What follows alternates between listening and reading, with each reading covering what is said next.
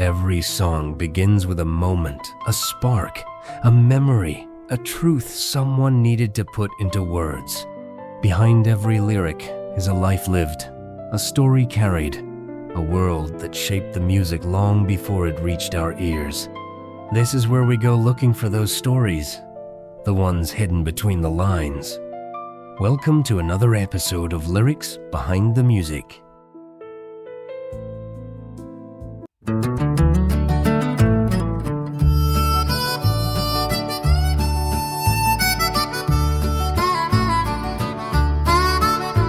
In the center of a golden valley dwelt... The story of Clementine begins in the late 19th century, when America was already looking back at the gold rush with nostalgia.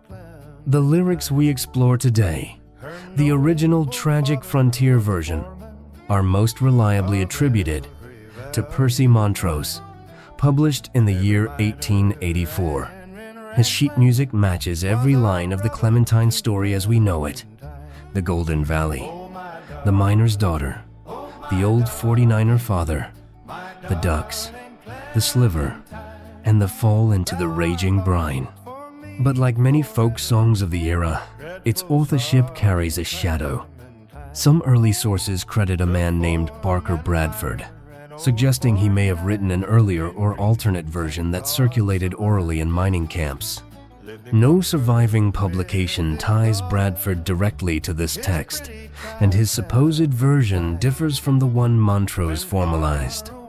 In the world of frontier folk music, this kind of confusion is normal. Songs drifted from camp to camp, reshaped by memory, rewritten by miners, and finally captured on paper years later. What we can say with confidence is that Montrose's 1884 publication is the earliest documented form of the Clementine story, exactly as we tell it here. The lyrics open in a golden valley where a maiden all divine dwells, Clementine, the miner's daughter. She is described with reverence, beloved by every miner and ranchman.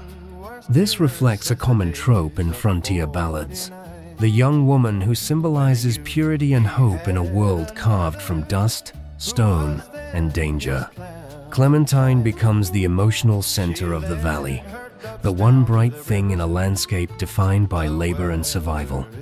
Her father is introduced as an old 49er, a veteran of the year 1849, when thousands of hopeful miners rushed west in search of gold. By the time this song was written, the 49er identity had become iconic, a symbol of grit, ambition, and the American dream. The lyrics portray him as a man hardened by the frontier but softened by his daughter. He prays for her safety when he travels, calling her his favorite nugget, a metaphor that blends mining culture with paternal affection. As the sun sets over the canyon, the foreman miner returns home from the day's labor. The lyrics hint at a past sorrow when, in youth, he had another who was then his Clementine. Scholars debate this line. Some believe it refers to a lost wife with the same name. Others interpret it as poetic repetition, emphasizing how deeply he values his daughter. Either way, it adds emotional depth. Clementine is not just a child. She is a second chance at love. Then comes the tragedy, sudden, mundane, and cruel. Exactly as frontier ballads often portrayed death. Clementine leads her ducks down to the river. The weather is fine, life is ordinary. And in one small instant, she stubs her toe on a sliver and falls into the raging brine. The lyrics do not describe her calling out, nor her father hearing her. They simply state the brutal truth. She fell, and he was no swimmer. He could not save her. In the frontier era, this detail was painfully realistic. Many miners never learned to swim.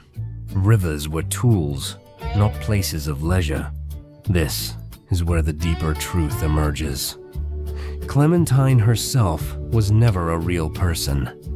The story is fictional, a crafted tragedy meant to imitate the sentimental ballads miners sang about loved ones lost to the frontier. Percy Montrose formalized it in 1884. Barker Bradford may have influenced it, and generations of miners carried it forward. Later versions added humor, parody, and even ghostly verses. But the original, the one Montrose published, is pure frontier sorrow. The song endures because it captures something universal, the fragility of life in a world where nature was unforgiving and families lived on the edge of survival.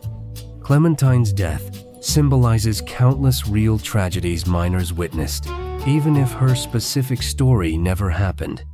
In the end, Clementine is not a historical record. It is a myth, a crafted tale meant to evoke the nostalgia, danger, and heartbreak of the American West. Clementine herself may not have lived, but the world she represents absolutely did. And her story continues to echo through time as one of the frontier's most haunting legends. The song may end, but the story never does. These were the lyrics behind the music, the heartbreak, the humor, the myth, and the memory. If you felt something, if you saw yourself in the melody, then maybe, just maybe, the song was meant for you too. Until next time, keep listening for the truth beneath the tune.